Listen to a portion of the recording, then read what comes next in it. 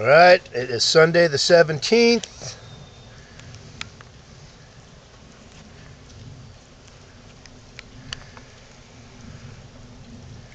Water running onto my property.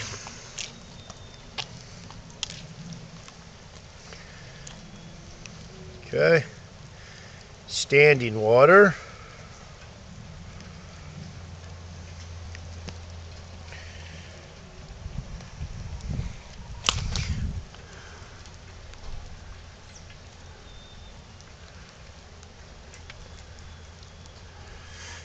And as we move up to the street,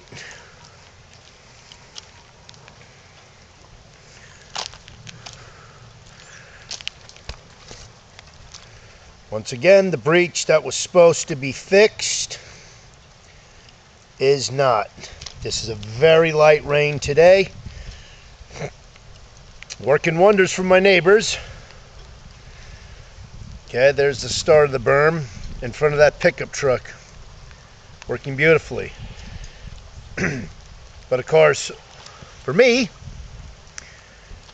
nothing's really been corrected. So, here's the video. It's working nice again for all my neighbors. But for me, the person who was affected most by this, we need to get back into the conversation, because this is unacceptable.